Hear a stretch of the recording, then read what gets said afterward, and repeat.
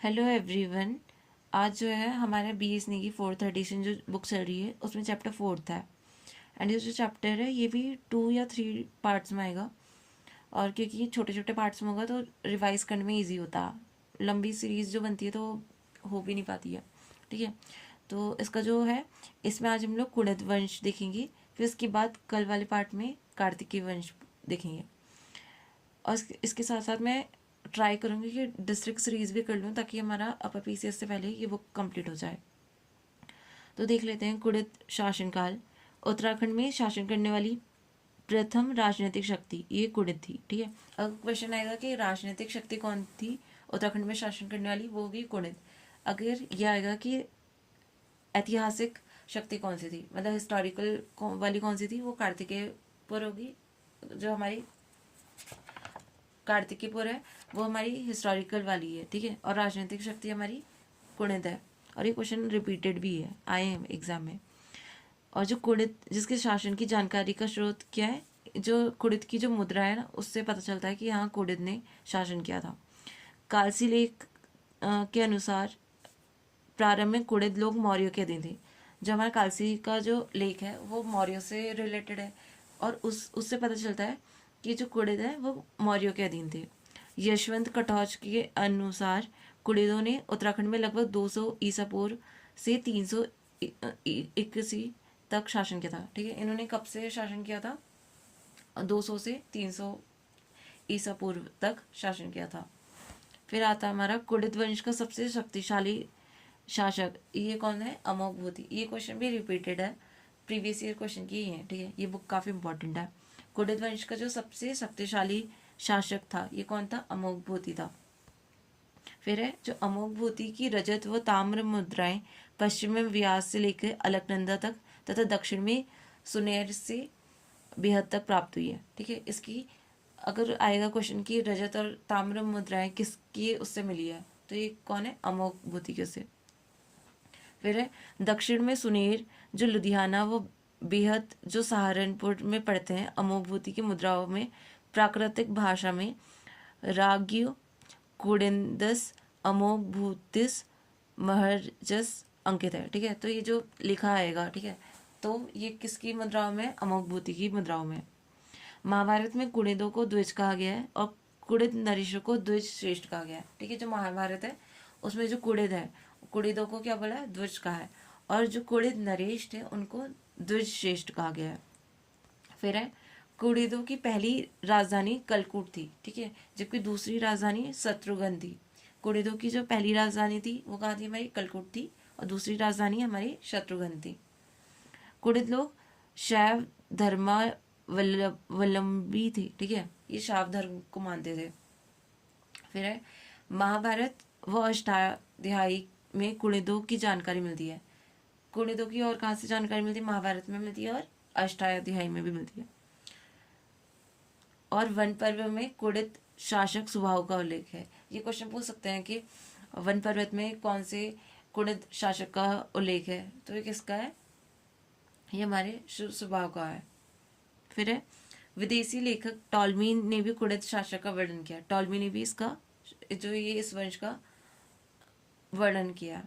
फिर आता है कुणिद मुद्राएं टिहरी गढ़वाल की थत्यूड़ या अठूर, उत्तरकाशी के देवधुड़ा, पुरौला, श्रीनगर के सुमाड़ी, पौड़ी गढ़वाल के भेड़गांव तथा कुमाऊं के कतियूर घाटी से प्राप्त हुई है। ठीक है, जो ये कुणिद की जो मुद्राएं ये डिफरेंट प्लेसेस से मिल रखी है और इसमें दे रखा है कि कहाँ कहाँ से मिली है। टिहरी गढ़वाल से मिली है, श्रीनगर से मिली है। तो ये दे सकते हैं कि भेड़गांव और कतियूर घाटी यहाँ से किस शासन की मुद्राएं मिली हैं।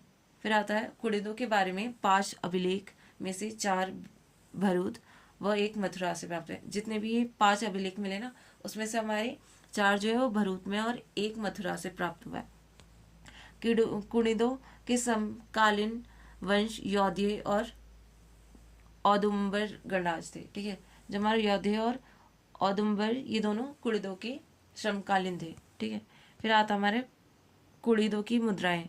कुणिदों की जानकारी उनकी 3 प्रकार की मुद्राओं से प्राप्त होती है। ठीक है, इनकी जो 3 प्रकार की मुद्राएं हैं वो नीचे लिखा है। ठीक है, एक होती है हमारी अमोघभूति प्रकार की दूसरी है अल्मोड़ा प्रकार की, और तीसरी जो हमारी चत्रेश्वर प्रकार की है। कुड़िदों की 3 प्रकार की मुद्राएं मिलती हैं, जिसमें एक है हमारी अमोघभूति प्रकार की, दूसरी है अल्मोड़ा प्रकार की, और एक चंद्रेश्वर प्रकार की।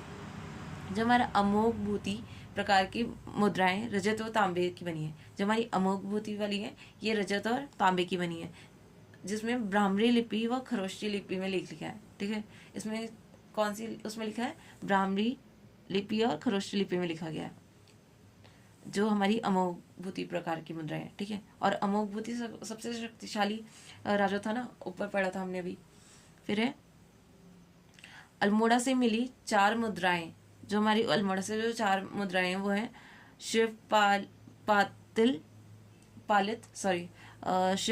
पालित, हरिदत्त, शिवदत्त व मगभद्द। ठीक है, ये 3 प्रकार की जो मुद्रा, इसमें 4 पूछिए ना, 4 बताइए। हाँ देखो, अल्मोड़ा से मिली 4 मुद्राएं, एक तो है शिव पालित, दूसरी है हरिदत्त, फिर है शिवदत्त और मगभद्द। ठीक है, ये 4 प्रकार की जो मुद्राएं हैं ये अल्मोड़ा से प्राप्त हुई हैं, और ये इनका जो संबंध है कुड़ेदो से। तो पूछ सकते हैं इसमें कि जो 4 प्रकार की मुद्राएं कौन से वंश से हैं और कहाँ मिली थी? अल्मोड़ा में मिली थी और कुड़ेदो से रिलेटेड है। फिर है अल्मोड़ा से प्राप्त 4 मुद्राएं ब्रिटिश संग्रहालय लंदन में स्थित है। ठीक है, ये कहाँ पे रखा गया इनको? ये ब्रिटिश संग्रहालय में रखा गया है। फिर है अल्मोड़ा प्रकार की कत्यूरी घाटी से मिली 54 मुद्राओं में एक शिवदत्त की एक आशिक की और शेष मुद्राएं गोमित्र की हैं। ठीक है, जो हमारी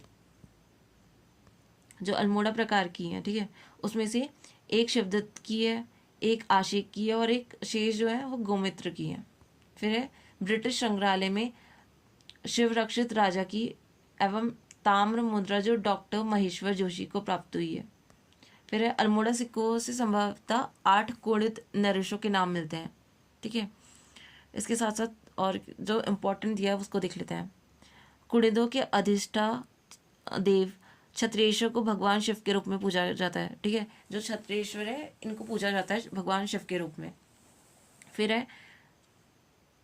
फिर जो मॉर्फोलॉजी ऑफ कुड़िद कॉइन्स, ठीक है, ये जो बुक है ये किसने लिखी है? MP जोशी ने। ठीक है, मॉर्फोलॉजी ऑफ कुड़िद कॉइन्स, ठीक है, ये बुक किसने लिखी है? MP जोशी ने लिखी है। फिर है अमोघभूति के बाद मैदानी क्षेत्र में शकों का अधिकार हो गया था। शकों का अधिकार कहाँ पे हो गया था? अमोघभूति के बाद मैदानों पर शकों का अधिकार हो गया था। शकों की पुष्टि कटारमल के सूर्य मंदिर व कुमाऊं में प्रचलित शक संवत से होती है। जो शकों की पुष्टि कहाँ से होती है? कटारमल के सूर्य मंदिर और शक संवत से होती है। जो हमारा कटारमल का सूर्य मंदिर है कहाँ पे है? ये हमारा अल्मोड़ा में स्थित है। ठीक है, अल्मोड़ा के कोसी जगह में। फिर है उत्तराखंड में कुषाण शासक। ठीक है, कुणित के बाद हमारा कुषाण का है। ठीक है, इसको देख लेते हैं। कुषाण कालीन मुद्राएं वीरभद्र, मोरध्वज, गोविषाण से प्राप्त हुई हैं। ठीक है, जैसा अभी हमने उसका पढ़ा था कुणित का कहाँ से मिली थी? अल्मोड़ा से मिली थी ना ज्यादातर मुद्राएं। तो फिर अब जो कुषाण की है वो कहाँ से मिल रही है? वीरभद्र, मोरध्वज और गोविषाण। गोविषाण को उत्तरकाशी बोलते हैं ना, प्राचीन नाम गोविषाण था उत्तरकाशी का। फिर है हमारा गोविषाण सिक्कों की खोज 1960 में KP नौटियाल ने की है। ठीक है, जो गोविषाण के सिक्कों की खोज किसने की है? KP नौटियाल ने। फिर है हमारा वीरभद्र ऋषिकेश, मोरध्वज कोटद्वार और गोविषाण काशीपुर। ये लिखा है ना, यहीं पर ये दे रखा है। ठीक है, ऋषिकेश को क्या बोलते थे? पहले वीरभद्र बोलते थे। मोरध्वज किसको बोलते थे? कोटद्वार को। और काशीपुर को गोविषाण। ये क्वेश्चन जो गोविषाण वाला है ये एक बार आया भी है, पूछा गया। फिर है हमारा यहाँ पे कुषाणों का शक्तिशाली शासक कनिष्क था। ठीक है, जो हमारा कुषाणों का जो शक्तिशाली शासक कौन था? कनिष्क था, जिसने तराई क्षेत्रों पर अधिकार किया, जिसकी राजधानी पुरुषपुर या पेशावर थी। ठीक है, कुषाणों का शक्तिशाली शासक कौन था? कनिष्क था, जिसने तराई क्षेत्र पर अधिकार किया और जिसकी जो राजधानी थी वो कहाँ थी? पुरुषपुर या पेशावर थी। फिर है भारत में सर्वाधिक शुद्ध सोने के सिक्के कुषाणों ने जारी किए। सर्वाधिक सोने के जो सिक्के हैं, ठीक है, शुद्ध सोने के सिक्के किसने जारी किए थे? कुषाणों ने किए थे। रेशम मार्ग पर नियंत्रण, एक क्वेश्चन ये भी आता है ना कि सबसे ज्यादा सोने की सिक्के किसने किए, वो तो गुप्त का आता है, बट लेकिन सब इसमें क्वेश्चन है कि शुद्ध सोने के सिक्के ये है हमारा कुषाणों ने, ठीक है। फिर है, अच्छा हमने ये कर लिया ना। फिर है, रेशम मार्ग पर नियंत्रण करने वाला एकमात्र शासक कनिष्क था, ठीक है। रेशम मार्ग पर नियंत्रण किसने किया था? कनिष्क ने किया था। फिर है इसमें, कनिष्क ने 78 ईसा में शक संवत चलाया था। ये भी आता है कि शक संवत किससे रिलेटेड है और किसने चलाया था, तो ये हमारा कुषाण शासन से और कनिष्क ने चलाया था, ठीक है, और 78 ईसा में चलाया था, जिसका उत्तराधिकारी हुविश्क था, ठीक है। हुविश्क की 44 स्वर्ण मुद्राएं मुनि की रेती से 1972 में प्राप्त हुई थी, ठीक है। मुनि की रेती से हुविश्क की मुद्राएं, जो स्वर्ण मुद्राएं वो प्राप्त हुई थी। फिर है, कुषाण शासक वासुदेव द्वितीय की 3 मुद्राएं, जो स्वर्ण मुद्राएं वो गोविशाल टीले से प्राप्त हुई। गोविशाल अभी बताया था ना, ये हमारा कहाँ है? उत्तरकाशी में है। और यहाँ से हमें शिव व नंदी का चित्र मिला है, ठीक है। जो हमारा वासुदेव, अच्छा, जो हमारा कुषाण शासक वासुदेव द्वितीय की जो 3 स्वर्ण मुद्राएं हैं गोविशाण से प्राप्त हुई है, जिसमें शिव और नंदी का चित्र बना है। फिर है, 4 कुषाण स्वर्ण मुद्राएं खटिमा से प्राप्त हुई है, जिन पर वसु नामक राजा का उल्लेख है, ठीक है। और कहाँ से मिल रही है? हमें खटिमा से भी मिली है। फिर है, कनिष्क की नाणक स्वर्ण मुद्राएं काशीपुर से प्राप्त हुई है। तो ये पूछ सकते हैं कि नाणक स्वर्ण मुद्राएं कहाँ से प्राप्त हुई है? काशीपुर से। वैसे ये क्वेश्चन आया नहीं है, बट मे भी आ जाए, तो at least line by line cover करना भी इम्पॉर्टेंट है। फिर है, उत्तराखंड का यौदेय वंश, ठीक है। फिर आता हमारा कुषाण के बाद यौदेय वंश, ठीक है। कुषाणों को कुचलने में मुख्य भूमिका यौदेय शासकों की रही है, ठीक है। कुषाणों के बाद कौन है? यौदेय वंश आया था। फिर यौदेय कुणिदों के समकालीन थे। इनकी मुद्राएं जौनसर बावर का हमारा देहरादून में है। और तथा कालो का डांडो जो हमारा लेंसडाउन अभी है, उसे पहले कालो का डांडा बोलते थे, ठीक है। तो ऐसे क्वेश्चन पूछे गए हैं कि कालो का डांडा पहले का अभी का नाम क्या है, प्राचीन टाइम पे क्या बोलते थे, ऐसे क्वेश्चन आते हैं, ठीक है। फिर यौदेय शासकों को द्वि व त्रि मुद्रालेख वाले सिक्के प्राप्त हुए हैं, ठीक है। जो हमारे यौदेय शासकों की द्वि व त्रिमुद्रालेख वाले सिक्के प्राप्त हुए हैं। यौदेय वंश की जानकारी हमें उनके द्वारा निर्मित सिक्कों से मिलती है, ठीक है। इनकी जानकारी कहाँ से मिलती है? जो ये सिक्कों से मिलती है, जिनका शासन यमुना व सतलज नदी के मध्य भाग में स्थित है, ठीक है। इनका जो शासन था यौदेय का, यमुना व सतलज नदी के मध्य है। यौदेय कालीन मुद्राओं में उनके अधिष्ठता देव सूलधारी कार्तिकेय का चित्र मिलता है, ठीक है।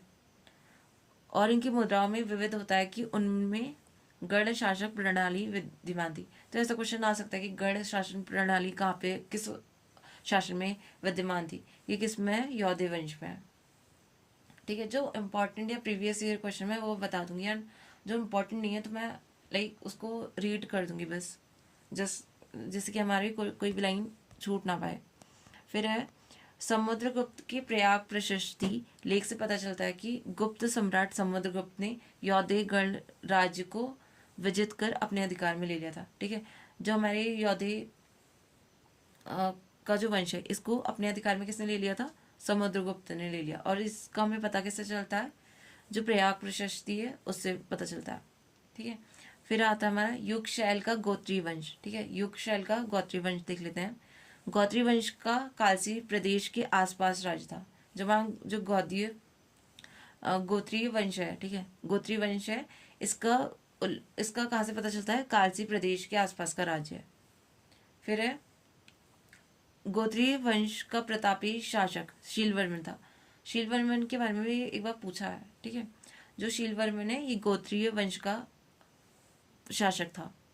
फिर है, शीलवर्मन ने देहरादून की जगत ग्राम में बाड़वाला यज्ञ वेदिका का निर्माण कराया था। ये क्वेश्चन आया था, ठीक है, कि जो हमारा जगत ग्राम में बाढ़ वाला यज्ञ वेदिका का निर्माण किसने किया था? ये किसने किया था? शीलवर्मन ने किया था।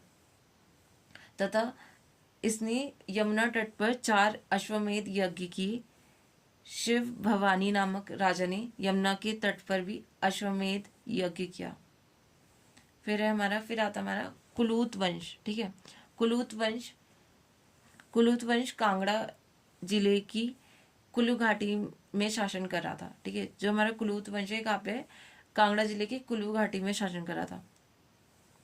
कुलूत वंश की जानकारी वृहत संहिता व मुद्रा राक्षस से प्राप्त हुई है। जो हमारा कुलूत वंश है उसकी जानकारी कहाँ से मिलती है? मुद्रा राक्षस और वृहत संहिता से मिलती है। कुलूत वंश का जो प्रतापी शासक था ये कौन था? वीर यश था, ठीक है। वीर यश जो था कुलूत वंश का प्रतापी शासक था। वीर यश की वृत्ताकार रजत मुद्राएं मिली है, ठीक है। वीर यश की वृत्ताकार रजत मुद्राएं मिली है। फिर आता हमारा काशीपुर में मित्र वंश। काशीपुर का जो पुराना नाम क्या है? गोविशाड़ बोलते हैं ना, ठीक है। काशीपुर में दो मित्र राजाओं के बारे में उल्लेख मिलता है, ठीक है। दो मित्रों के बारे में, जो 2 मित्र राजा थे, ठीक है, उनके बारे में उल्लेख मिलता है। तो ये किस में लिख रखा है? ये मात्र मित्र और पृथ्वी मित्र में है, ठीक है। फिर इसके बाद आता है हमारा हिमालय का कृतपुर्य राज्य, ठीक है। इसको भी देख लेते हैं।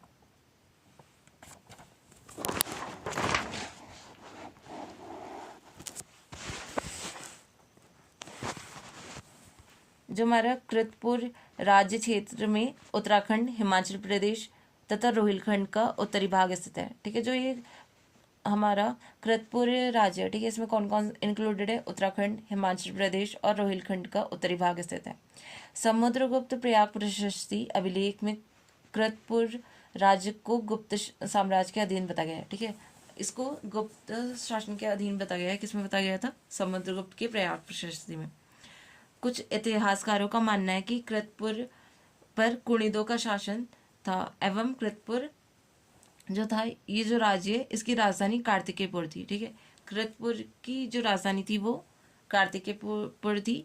और जो इतिहासकार है उनका मानना है कि जो कृतपुर पर कुणिदों का शासन था। फिर है स्कंदगुप्त काल में हुणों का आक्रमण हुआ था, ठीक है। किसके काल में हुणों का आक्रमण हुआ था? स्कंद गुप्त के कार्यकाल में, ठीक है। उस समय कृतपुर राज्य पर भी हुणों का हमला हुआ था, ठीक है। फिर आता है राहुल सांकृतायन के अनुसार हुण राजा तोरमाण व मिहिर कुल के अधीन हिमालय में का कुछ भाग रहा है, ठीक है।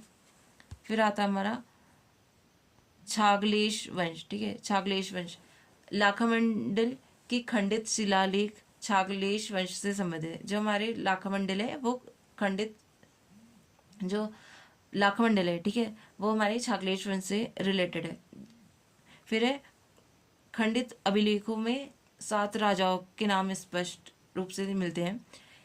इन अभिलेखों में पहला नाम नरपति जयदास एवं अंतिम नाम नामशत नामक राजा का मिलता है। फिर आता हमारा सिंहपुर का यदुवंश, ठीक है।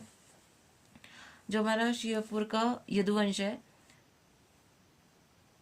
ठीक है, जो यदुवंश का जो शासन है वो 6वीं और 7वीं शताब्दी के आसपास है, ठीक है। 6th और 7th सेंचुरी के हैं।